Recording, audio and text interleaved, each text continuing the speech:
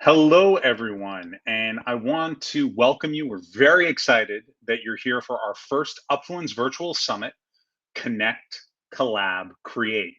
We're going to be streaming this live for the next few hours on YouTube, LinkedIn, Facebook, and on the Upfluence website. So hopefully you can find us where is most convenient for you. We look forward to connecting with all of you on all things social commerce, and we want to hear from you throughout. We're going to be putting a custom Slack channel for the conference in as we go, and we want to hear your questions there, but also on all of the different social channels. So please let us know what you're thinking. We're going to be collaborating today with huge players in the social commerce space. Just a few to talk about. We're going to be talking with Shopify, who's a giant in the CMS world, Klaviyo, which is an email marketing platform, as well as we're going to show you how you can help create your own success. So we're going to have a session with Play, who's one of our technology partners, to speak about the power of amplifying influencer content. We're going to speak to Upfluence, an agency that also works with us here at Upfluence, who's going to speak about the power of utilizing integrations to uncover organic influencers. And lastly, we're going to have a session with Tej Hanley about the steps to creating and maintaining great influencer campaigns. Now, I'm going to ask you to stay tuned to this channel, and we're going to look forward to our first session, which is going to be at noon Eastern, and that's going to be with our partners at Shopify on what's shaping the future of shopping, and we're going to be joined by MC Levaye for that one, and it's going to be really fun. So we hope to talk to you soon, and please, as I said, let us know what you're thinking. Uh, let us know your questions as we go, and we'll talk to you soon.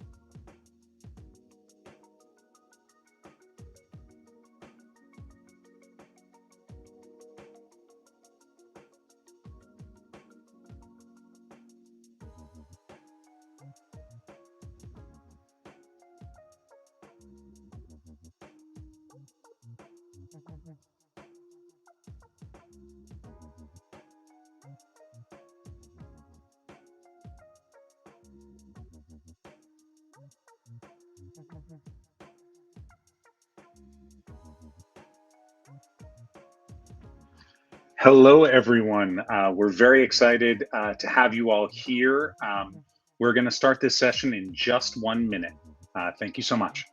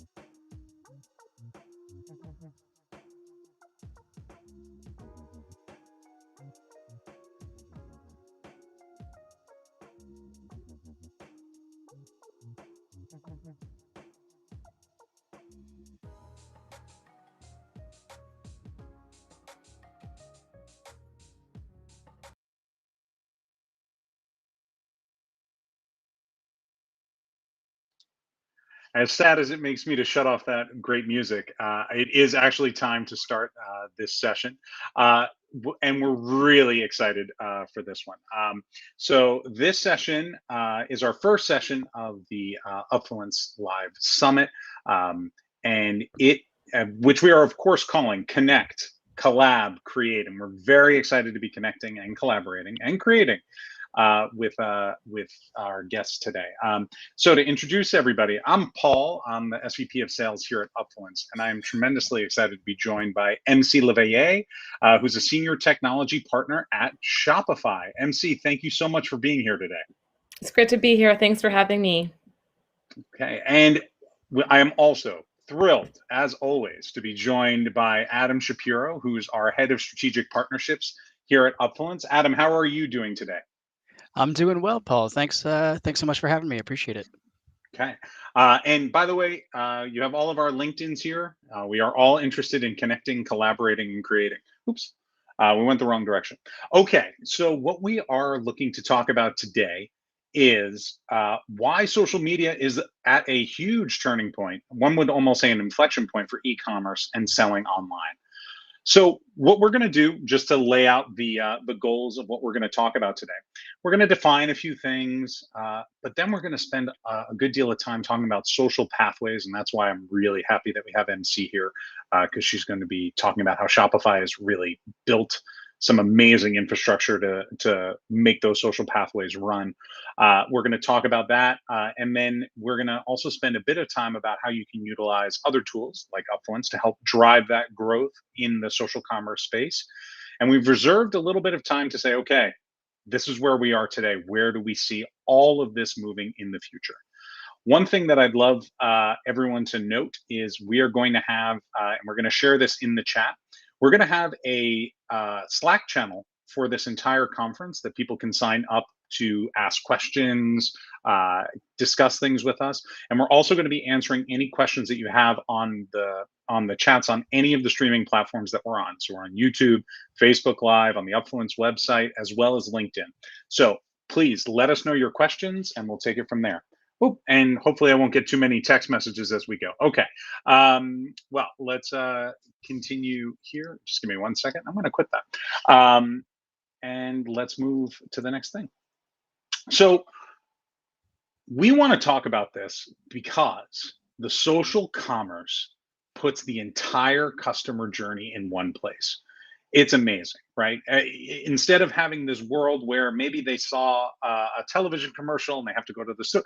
No, you see the product one time, you like it, and if we build the social commerce infrastructure correctly, the client or the customer can choose to buy it right in that moment, and it's hugely powerful. So, what does this mean for the customer? Adam, you and I were chatting about this. That you don't even buy anything anymore until you've seen 20 comments about it, right?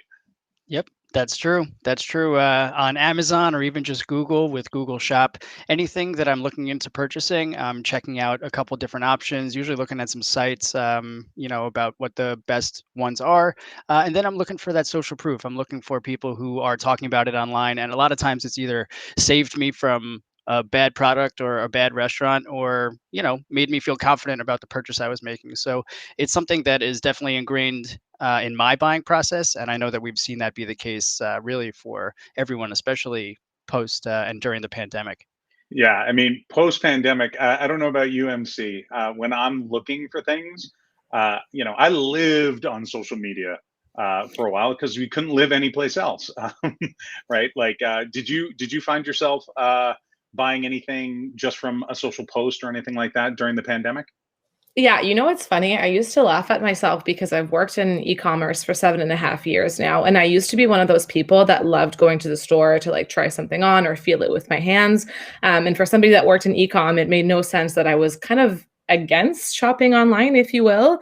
And I was one of those converts during the pandemic because I had no choice. I couldn't go to the store and get what I wanted. So now that I have converted, honestly, I can't go back. So I am one Yeah, of those. I think the whole world is sort of Yeah. saying, okay, yeah, I guess it was charming, and I still think there's absolutely a place for a lot of different types of brick and mortar, but not for e-commerce has obviously exploded, and there are a couple other things that are great about working on in this social commerce space. You can speak directly to the brand. I mean, one of the crazy things is you could just pose a question on social media and the brand might answer you, which is amazing. Hmm. And also just that capacity to see, like, verify, and purchase. It's really powerful, and it makes the whole process a lot cleaner. Now, what's good for the customer is also really great for the brand if you set everything up correctly. We all understand that fewer steps to purchase leads to more sales. There's an argument that the single greatest e-commerce invention of the last 100 years or 50 years, whatever, is the buy now button on Amazon, right? The ability to simply say, yes, this thing I take. So having those fewer steps to purchase is going to increase your conversion rates, and it's going to remove friction. I work in sales. Literally everything I think about on a daily basis is, how do I make this easier? How do I make this process work better? How do I get people excited? And then, I kind of want to ask both of you, because the data piece is what a lot of the brands have just a treasure trove now. They have the ability to look at and understand and do things like that. I know, Adam, a lot of our clients love to do some A/B testing with some of these pieces, where they're trying out different strategies on different posts and things like that. And just having that data piece is huge. Yeah, absolutely. We're actually doing, an entire other session later today just about data. Data is really kind of king these days, especially in our industry and related to social and e-commerce, right? The more information that you have about your customers or the potential customers and what their buying process is like, how they interact with your site, with your social media, that's the type of information that you need access to really sort of empower a lot of the decisions that we're going to be talking about today, and figure out where those blockers might lie in the process that you can improve upon, make it easier for someone to make. And many times an impulse purchase along the way, and just turn into a customer for your brand. So step one is analyzing the information you have, or if you don't have it, understanding what you're missing and how to get it. Now, and MC, Shopify is obviously a huge leader in the CMS world and the e-commerce world, and a lot of that's built on some of the data points that you all can provide to your customers, right? Yeah, I mean, data is something that I think I hear maybe 150 times a day, if not more. It's something that we identified as being really key from the very beginning, 10 years ago when we started the platform. And basically what Shopify enables the merchant to do is really look at every aspect of their customer's behavior, whether it's, with a purchase or without a purchase, and then do whatever they want with that data, right? We're just trying to empower the merchant to make their own decisions that make sense to them based on the data that we can provide them. So we basically give them data on everything that we can, and then enable them to, work with Upfluence, for example, and do something with that data, or something as simple as creating customer segments based on their purchase history, stuff like that. So all of that to say, we're trying to give as much information to the merchant as possible to empower them to make those decisions.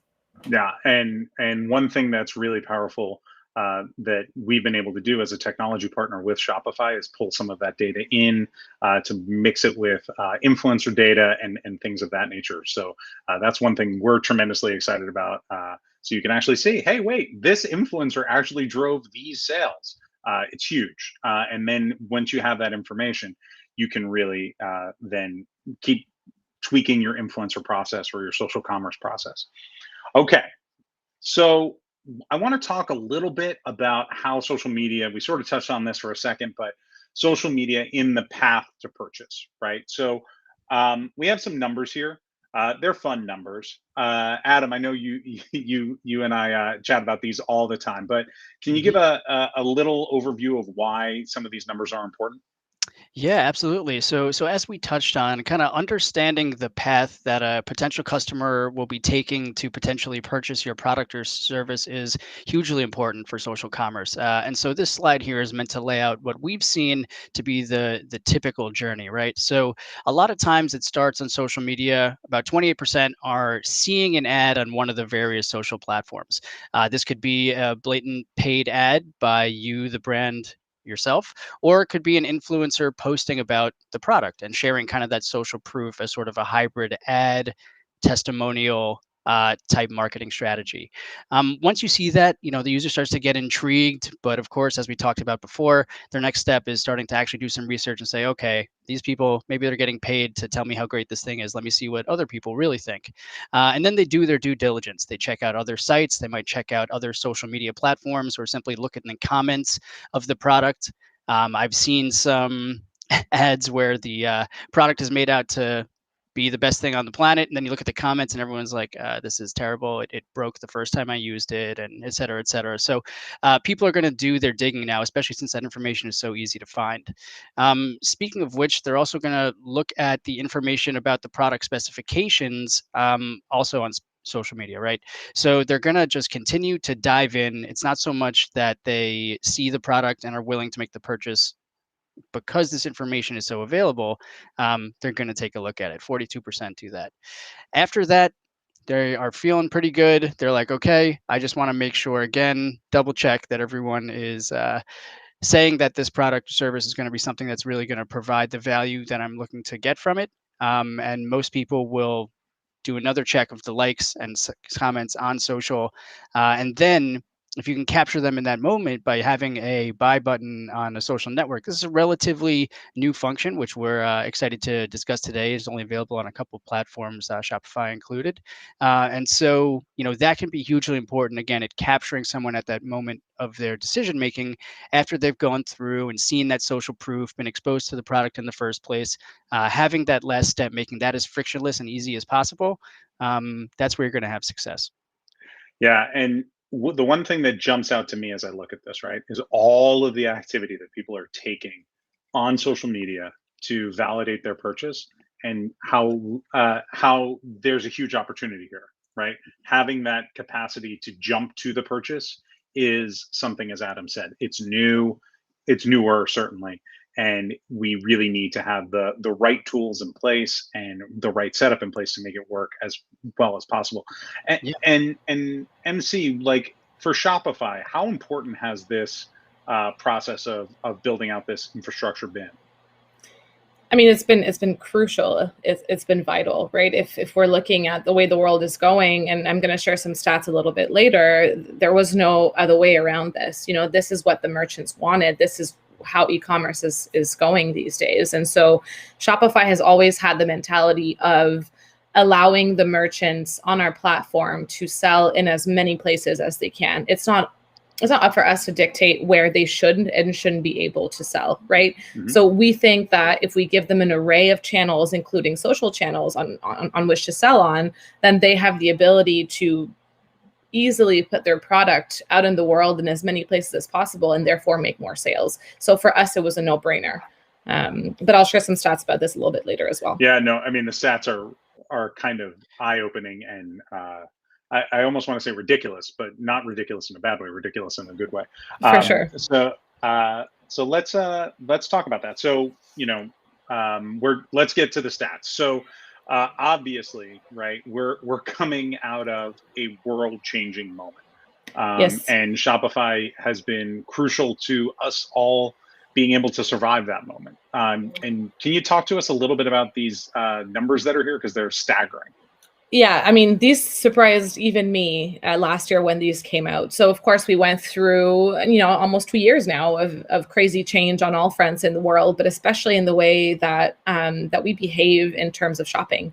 And so on the Shopify side, in March 2020, which was very early days pandemic, we saw an increase of 49% in Shopify store signups. So, you know, I've been with Shopify for 7.5 years. And so we've seen e-commerce getting bigger and bigger and bigger, and a lot of retail merchants deciding to open up an online store during that time. But we saw a 49% increase in March. That means that not everybody, but a lot of people that hadn't opened up an online store up until now, that only had a retail store, were saying, oh my God, like this is important for me to do. Otherwise I'm not going to survive. And for a lot of them, it was a life or death scenario. So huge increase in signups in March 2020. This is a staggering piece of data here, but 443% increase in online orders with in-store pickup in March 2020. So this just kind of goes to show that, it wasn't just online, right? Like retail still exists. Retail will always exist, but retail merchants did kind of realize like, hey, we can do both and kind of streamline the way that we do business with this very particular situation that we're in. So 443%, which is mind-boggling. Yeah, that one's crazy. Yeah. And then the one that I like the best here is 97% increase in customers buying from a Shopify store for the very first time. That's huge. That's almost 100%. Yeah. That's, so that means a lot of people, such as myself, that had never been huge on online shopping, we're now realizing, hey, this is kind of the only way that we need to do it. And a lot of people, and I'm going to touch base on this later, are also realizing that this is kind of just the way to go moving forward. So even as we're kind of getting out of the pandemic, if you will, and things are returning to some type of normalcy in different places in the world, we're seeing that this is a behavior that's here to stay. Yeah, and I think one of the really important things to talk about, I know Adam, we've spoken about this before, but this is an acceleration. This isn't new, Correct. right? So that as you were saying, MC, this is 20 years worth of e-commerce growth. And then we had 1 year that was basically 10 years, all wrapped up in one, right? And all of that. And Adam, we see this with everyone that we're talking to, that social commerce is absolutely the key driver of their growth, not only last year, but how they see growth moving forward, right? Yeah, absolutely. Of course, in our industry, influencer marketing and social commerce go hand in hand. And so for us, we've seen a lot of those strategies come together, being able to create the most effective influencer campaigns by powering them with these different social commerce features, just again, to help simplify that buying process when they're exposed to those ads and those testimonials by the influencers, so that they don't even have to necessarily navigate away from social media, find the item, put it in their shopping cart, create an account to check out. It all, can happen with a much more frictionless buying cycle, which is beneficial across the board. All right. So now, all right, we've given you some numbers, we've given you some context. I want to dive in to some of the how is this working, right? So Shopify is one of the, and this is why we're so thrilled to have our integration working with them. It is such a forward-thinking technology company. And so they are powering the ability to buy now. So I want to talk, obviously we care so much about social. So I want to give MC a chance to talk through how that works on Instagram and a couple of the other platforms that are out there. For sure. So again, I think Shopify from day one has had the mentality of giving as many channels to our merchants as possible. And what that means is that it's not hiring a crew of developers, building some type of connection to these social channels, doing all the heavy lifting technically. We're giving it to you in a plug and play way, right? Like overall, Shopify wants to allow merchants to focus on their business, not to focus on the nitty gritty hosting, the technical integrations, all of that, because the core of their business is not the technical aspect of it. It's growing their business, making money, making sales. And so all of these channels that I'm going to be talking about today, these are all plug and play channels, right? These will give you the ability to have all of your products in one place, being Shopify, having all of your customers, all of your orders in one place, being Shopify, but yet being able to transmit those products to different channels. And so the first one that I want to talk about, which is a very recent one here, is Instagram. So of course, very early on in the pandemic, I'm sure everybody can relate, we were no longer hanging out in person, right? There was no such thing as seeing other human beings. And so the fact remains that we are social creatures and that we needed to find places to hang out. And so we saw a huge tick in people becoming a part of online communities on an array of different platforms. And that left a huge opportunity open to sell on these social channels. But what we saw before, I'm sure a lot of people can remember, brands that had Instagram would have a product, for example, in their post, and they would say link in bio. Okay. And then people had to go to the bio, they had to click on the link, go to a Shopify store or otherwise, add that product to cart, go through the whole checkout. That is an immense amount of friction in order to make a sale. And of course people are going to be dropping off at that point. And so what we've done with this Instagram integration is not only be able to tag products directly in a post or a story, but allow customers to check out directly on the app, right? Like you click on the product, you add to cart, you check out. That is as little friction as you possibly can. And that kind of, mixed in with Instagram ads is such a seamless process for the customers to see a product that they like and just simply check out on Instagram. So this was something that we really cared about because, of course, it's something that's very important right now. And I'm super happy with the way it's going for Shopify and the people that use the integration. Yeah. Yeah. I mean, go ahead, Anna. Sorry.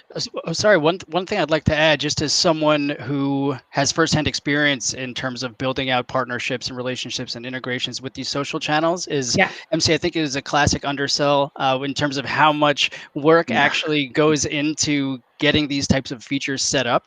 They make you jump through a lot of hoops and are very particular about who they choose to work with and allow these features on their sites. So everything that we're going to talk about today, it's not something that you can just go out and find anywhere. And there has been a lot of man hours that have gone into making these plug and play available for you. Yeah, I think just to that point, and I think Shopify is a Canadian company, so we're a little bit humble when it comes to these things, perhaps. But of course, like for Instagram and Facebook, for example, we've had a partnership with Facebook for 7, 8+ years, right? So without that strong partnership directly with them, we could have never made this integration happen. So it's not something in the sense that you can just call up Instagram with or without Shopify and say, I want to integrate. This was a lot of work over many, many years for sure.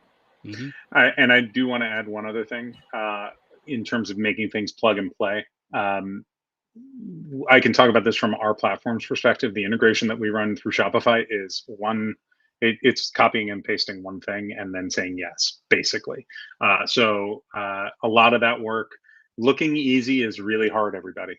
Shopify does it really nicely. So I would just like to say that. All right, so that's Instagram. And obviously, that is probably, depending on your industry, it's a very tends to be the most important social commerce channel for a lot of our clients. But being forward thinking is also extremely important. So let's talk about the app that steals 2 hours of my night every day, TikTok. You know what? It's really funny because this TikTok is the channel that officially made me feel like I was getting old because it's one that I've never downloaded. I've resisted downloading it just because I'm at a point where I'm like, I have too many apps and, there's so many things I need to learn on my phone. So this is the one that officially made me feel old. But to that point, I have a lot of younger cousins and people in my family, and this is the thing that's just, overwhelming the slightly younger generation than me. And what we're seeing is that the Gen Z generation and a little bit of the millennial generation as well is now of purchasing age or quickly becoming of purchasing age. And it's a huge crowd of people. So TikTok is definitely for that Gen Z generation. And so it was a no-brainer again to build an integration for TikTok. So much like Instagram, we've made it very, very easy for our merchants to simply connect to TikTok, push their buttons to TikTok, and sell directly on there, as well as managing their ads through influencers and otherwise, and just simply syncing all of the data between Shopify and TikTok. So this, along with Instagram, was really a no-brainer for Shopify in terms of integrating. Yeah, I mean, and we see products that explode on TikTok. And they, for those of you who are not addicted to TikTok, it might seem like it doesn't make sense, but berries and cream right now is big. I can't explain it, but it is. There are just trends that pop up, but when they're, but they have real world effects. For instance, going back, the ocean spray thing was huge for ocean spray and huge for the truck company that sent the guy a truck. There are all these things where it seems like, how can this move the needle? And it moves the needle in huge ways. The other place where TikTok is really leading the way is in the creative side. So we end up talking about that a lot with a lot of, music happens first on TikTok. a lot of the things around movies and TV and things like that. There's so much happening there. So make sure that you have TikTok in your portfolio as you go through, and make sure you have it set up so that you can monetize it. Yeah.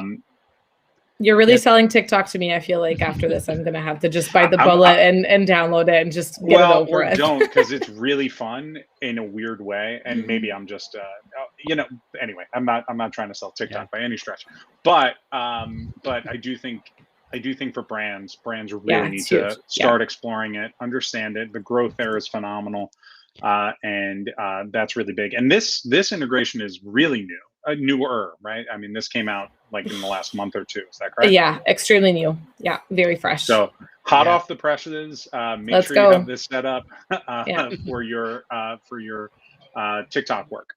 Yeah, TikTok's been super forward thinking in terms of how they're interacting with their merchants as well as the influencers and empowering them with various tools to do social commerce. And I think a lot of that stems from the fact that if you're trying to target Gen Z, they never have had to live in a world where social commerce didn't exist, where they had to leave and go to a different website or pull their credit card out of their wallet or something like that. It's not something that they're accustomed to. So this is the norm for them. So you have to make this accessible if this is a generation and a group that you want to have as a customer base. And We are TikTok- dangerously Absolutely. close to talking about these kids today with their Oh Lord. with their I'm not ready. My goodness, I'm not ready. no, it's okay. I absolutely agree, Adam. Like, I don't know that anyone has the remembers the frustration on waiting online to buy a movie ticket. There you go. That's me. I remember having to wait online and get to the movie theater. So that as things change and as things move, you're going to see people with completely different sets of expectations. And the Gen Z crowd, they expect this to be super easy. If you're not making it super easy, they're going to go to a brand that is making it super easy. So That's- you need to set up your world in this frictionless way that we're talking about. Yeah, just one last point here because we're talking quite a bit. But the thing that we have to realize is that e-commerce is getting increasingly saturated, right? So you're going to have to make the difference between you and a competitor that's selling more or less the same thing, right? So if it's between you that's integrating with all these channels, TikTok or otherwise, and another merchant selling the same thing and they're not integrating, you're going to have the leg up, right? So as many places as you can connect with the customer, the better off you're going to be. And by the way, you're going to have somebody who they're connecting with you on TikTok, but then they see you again on Instagram, and then they end up choosing to purchase based on an ad that you ran, right? So you need to have all of those set up. The same rules of marketing apply. They just change in terms of where you need to get the message out. Okay, and now the old the grandparents' place. No, I'm just teasing. So Facebook. Let's talk. I'm just teasing. We love you, Facebook. Yeah, I mean, of course, Facebook's been around for the longest, I would say, out of these channels, and so a lot of people still use it, and it's just kind of a good, equal kind of social media channel for everybody. I don't want to call it the grandparent, but it's something that everybody kind of just knows and uses, and so we've made it easy again for merchants just to connect their products and allow them to sell them directly on Facebook, right? You have a Facebook page for your business. It only makes sense that you can offer your products there as well. So what's really great about this is that you can also connect to Facebook Messenger in order to do the customer service aspect of it as a result after. So if somebody has made an order for you or with you, on Facebook or just on your website, they're able to just directly connect with Messenger for later communication. So again, making it as easy as possible for merchants to sell there. Okay. And then Pinterest, which is a bit of a different animal, but I actually love Pinterest. It's so great for design and mood boards and things like that. So what's Shopify's plan with Pinterest? So Pinterest is actually an integration that we've had for a long time. So I think I was hired at Shopify in 2014, and it wasn't long after that we actually released the Pinterest integration. And I hate bringing up generations as much as I am, but I'm thinking of my mom when I talk about Pinterest. And it's a very mom thing to kind of live on Pinterest, whether it's for decorating, whether it's for, recipes or otherwise. And so I think Pinterest is one of those channels that goes to reach a certain kind of demographic of people, and it's one that we can't ignore. So again, Pinterest is one that we wanted to integrate with very, very early on, about 6 or 7 years ago or so. The one thing that I find really interesting about Pinterest as well is it has a longer tail, right? Putting Yes. some of these products on there, you're going to sell a product 6 months after somebody creates the content, which is not exactly how it works on Instagram or on some of the other networks. Okay. And the last one here is Snapchat. And apologies, everyone. My doorbell is starting to ring, so I'm gonna go. I'm here. I'm just gonna shut a door. Great. I'll take over on Snapchat for now. So I think this is very, very similar to TikTok, and same kind of demographic and generation that's using Snapchat here. So what we've wanted to do is connect Shopify accounts with, again, their product catalog so that they're able to push their products directly to Snapchat or to a story. And what's specific to this one is creating ads that are shoppable as well. So when people are seeing ads on Snapchat, they're able to actually directly click on them and do their shopping. So I know I keep saying this, but again, making it as easy as possible for both the merchant to connect to these channels, but also for the customer to purchase on these channels. Okay, yeah, it's where we need to be. Everyone needs to make it so that the products are where the customers are. Okay, so we're going to talk about a couple little questions about social growth, social commerce growth drivers for your brand. We have a few success strategies that I want to go over here. So obviously, we talked a lot about channels. We want to optimize what channels. What are the channels that make sense for your brand? How are you going to do that? We've talked a lot about creating those seamless paths to purchase. This is huge. Adam, I do want to talk about one other thing that's on this slide that's really important, which is leveraging authentic influencers. And one of the really exciting things that we have is our Shopify integration to help with that. Can you talk a little bit about that? Yeah, absolutely. So obviously, as we discussed, influencer marketing can go hand in hand with social commerce. If the key to that is being able to identify and understand, in terms of influencer selection, who is going to be the optimal person for you to work with and get you the most bang for your buck, basically. These are going to be influencers who are talking about content and brands that are similar to yours, and engaging with an audience who represent the customers that you're looking to get in front of. And if you don't have a system to understand how often a influencer's audience is engaging with them, or where that influencer's audience is physically located, or what their demographics are, or other types of other information, you're kind of just basically stuck looking and searching through hashtags of, hashtag fashion or something like that, to try to find people and guess based on, not having nearly any of the information that you need, who's going to potentially work for you. And brands that are doing this, I've seen throw a lot of money down the drain, unfortunately. And so having a system to be able to understand which influencers are operating in the area and posting about things that your customers are going to find interesting, have worked with brands maybe similar to yours before, and those brands have seen success, and they're the followers have engaged with it. That's the kind of information you need. And so we offer that, obviously, at Upfluence, with the ability to search through our traditional database of about 5 million verified influencers, and easily find through our advanced filtration system who's going to be the best people for you to work with, and get you the most return on those marketing dollars that you're spending there, or for the product that you're sending them. The other option, and the other thing that we're bringing to the table that's very exciting, and we built out with Shopify as part of our direct integration, is the ability to do now a look back and see all of the people who've made a purchase through your Shopify store, and find all the customers who are potentially influential for your business, right? And that's going to be a big theme today, is organic influencers, that we're going to be talking about through a variety of the sessions.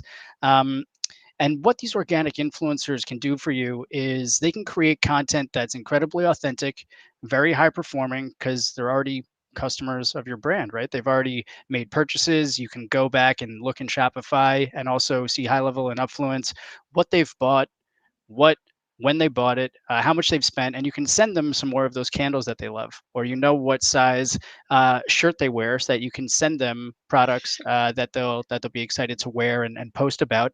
Couple that with the ability for you to make that shirt shoppable using Shopify's plug and play Instagram tech, and you've got some incredible growth opportunities there, leveraging people who are already within your existing database. Okay. And we have a couple of other ideas here. Embracing chatbots. So MC was talking about how you can do some of those things with Messenger, and also getting personalized based on their behavior. Are they an influencer? That's one that I personally care great about. But Mhm. what have they bought in the past? How do you help drive them in different ways? We obviously here at Upfluence, we are part of the social commerce journey is with using influencers, and we love to have influencers posting and making sure that those things are shoppable in that moment. And one of the there are a lot of different ways that you can have influencers talk about your brand, but one of the real key things is you need to do it and you need to set it up correctly first, right? We talked a lot about data at the front. If we're going to be doing these great influencer marketing campaigns, you're going to want to know, did Pretty Boy Floyd or did Maeve Madden drive that sale? And so one of the things that we're really excited about our integration with Shopify is we can create custom discount codes for all of the different influencers and track that data. And so once it goes into the Shopify integration, you're going to actually see which influencers drove which sales based on which content.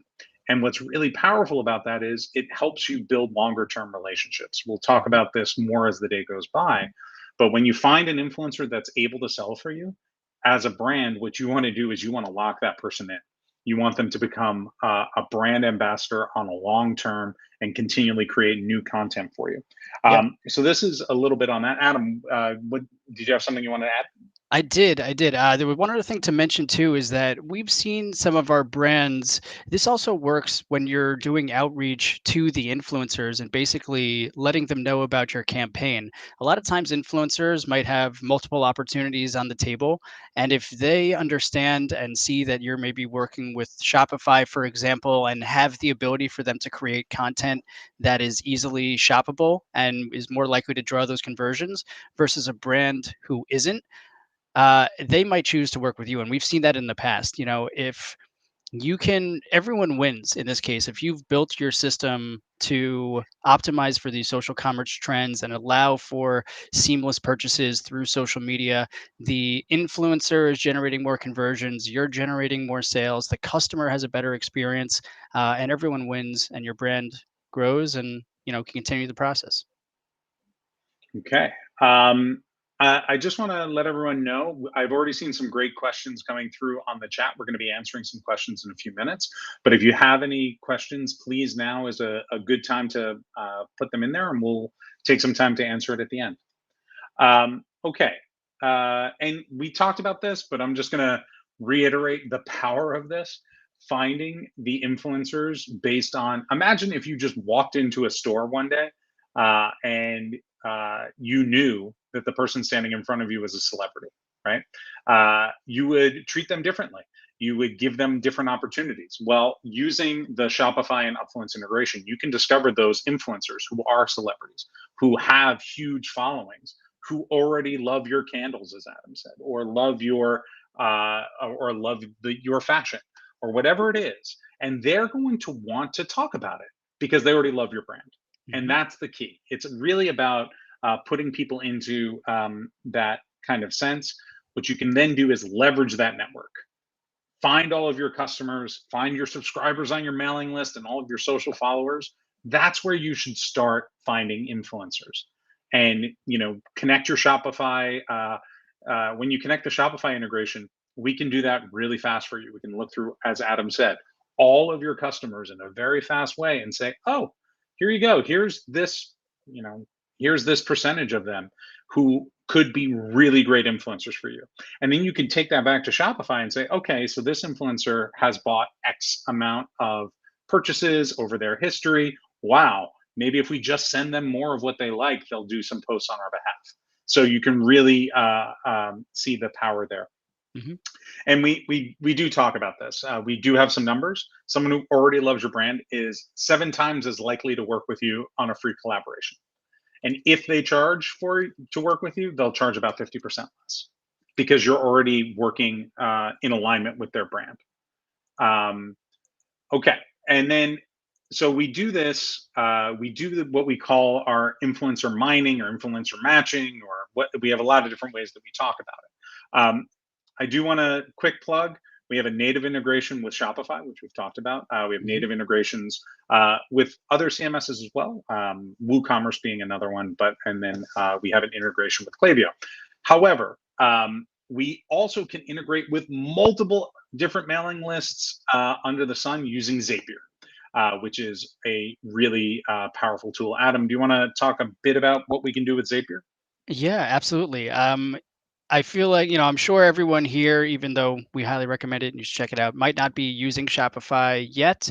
But in the case you're not, you still have the ability to examine your existing data and your existing customers or newsletter subscribers using Upfluence's ability to identify influencers through what Paul just mentioned, which is Zapier.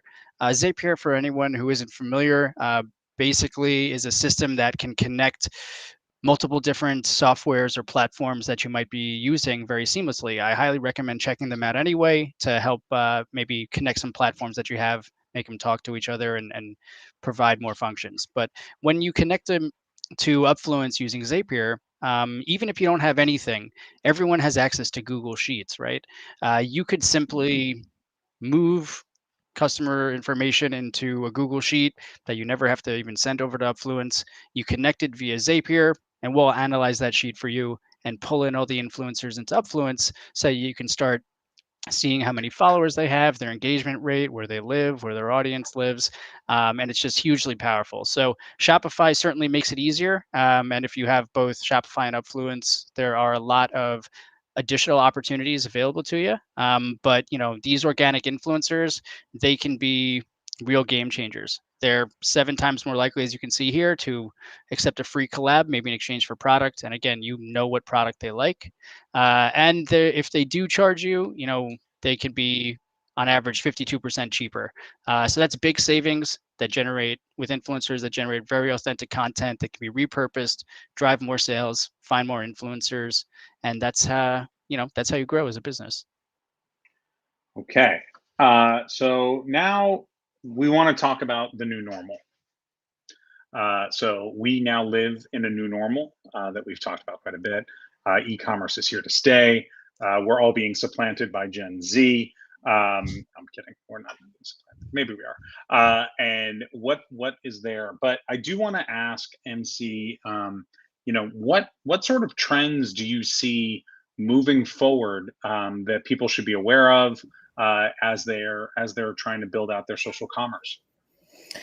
Yeah, one point that I will say, just to kind of close this out, is that whatever changes we saw in 2020, early 2020 or otherwise, we're not seeing it go away as things are reopening. I think the habits that people adopted last year are here to stay long term, and that's certainly what we're seeing at Shopify. And so I think people have realized that the way that they've been shopping is easier than it used to be. They don't have to leave their house as much. They're able to kind of gauge the quality of a product before purchasing it just by seeing comments on social reviews and otherwise. And so I think this is here to stay, and I don't think this is going to change back to exclusively retail or almost as things are reopening. So I think that's just something to keep in mind. If you haven't yet made the change to having more of an online presence, whether it be your online store or on social channels, I think this is definitely the time to do it. And by the way, if anyone is interested in setting up their first Shopify store so that they have the capacity to leverage all of these great integrations, not only with Upfluence, of course, but with all of the social media channels and all of the other places where you can meet the customers where they live. Uh, you can just go to shopify.com, right, MC, and set up your how long. Shopify.com, get a free trial going, try it out, try to, break it, really get used to it. You have some time to really take it apart and really learn it. We have a lot of support documentation and tutorials and otherwise to train you on how to not only build your store but become extremely successful at e-commerce. For us, it's like we're not just selling you the software. Like our success is based on yours, right? Like you can sign up for a Shopify account, but if you never take off with your business, it's not going to bring Shopify anywhere either. So we're really doing everything we can to get you off the ground. Okay, so we have just a few minutes for questions, and I apologize. I know there are a bunch of them that have come in, so we'll make sure that we get back to you on the channel where you asked them. But I got one question here, which I think is really interesting. How do I track performance changes after implementing these social commerce adjustments? So this is really a good data question, right? So MC, if you have your Shopify store and you go all in on social commerce, what should you be looking for to see the changes and see the effect of those changes? Yeah, for sure. I mean, on every order that's coming in, we're going to tell you exactly where that order came from, right? So you're able to see the success of these different channels that you're using or not. Um, what products are selling the best on those channels, for example. You're going to be able to see the geography of where those customers are coming from as well, right? Like one product might do very, very well in one region and it might not do well in another region. And it might not be something that you care about, but we want to give you that data. In terms of ad management, we're also going to be connecting with those channels as well to tell you which one is being successful and which one isn't, so you're able to make those decisions for yourself. Okay, I think that's extremely helpful. Mhm. And then I guess we had one last question, which was here we go. What methods do you use to effectively track conversions from influencers? So I think, Adam, I think this is more of an Upfluence based question, but are you using coupon codes specific to that content creator? Is it specific to a campaign, UTM Mhm. tracking? What's the best practice, especially once you've integrated with Shopify? Yeah, well, I would say what you just mentioned is absolutely correct. But to take a quick step back, if you have to make sure that you're using a system in the first place, whether it's Shopify or Upfluence, that comes with the ability to track these sort of changes. If you're doing A/B testing, if you change up the number of clicks, even if um, the number of clicks it takes for someone to make a purchase on your store, you have to have a system in place to be able to understand what the impact is, right? You have to understand where these customers are coming from. You have to understand what their behavior is and see how these changes make an impact on your bottom line. In the case of Upfluence and influencers, um, absolutely, we suggest to basically everyone to use special UTM tracking links as well as customized discount codes. This is the type of thing that you can both create in Upfluence and share with your influencers, whether you have a small program or you're working with hundreds at a time. You can then utilize those links to track the traffic to your site, the number of purchases that have been driven, and again, if they're connected to Shopify as well, get some high-level sales metrics about the amount of sales when the purchases have been happening. But really, what it comes down to is, despite all the advice, step one is making sure that you're utilizing the softwares and the platforms that are going to enable you to be successful and enable you to have these sort of insights so you can see where you might need to make changes, what's working, what's not. And that's really the first place to start. All right. Well, everybody, I want to take this opportunity to thank MC Lavalier from Shopify and apologize for my inability to pronounce French words. You did great. Uh, Don't worry. and I want to also thank Adam Shapiro for joining us today. We are going to make sure that we answer all the questions that were here. We're throwing in a link to Upfluence into the chat as well. So if anybody is interested in learning more about what we do here at Upfluence, please let us know. We'd love to tell you more about who we are. I want to also let you know that our next session will begin in approximately 10 minutes, and it's going to be it'll be very interesting. It's with Clavio and as well as Upfluence. And so please stick around for that one. And just thank you so much, MC, for being with us today. And thank you, Adam, and thank you all for joining us. Have a great day. Thanks, Paul. Thanks, everyone. Thank you, Paul. See everyone at the next session.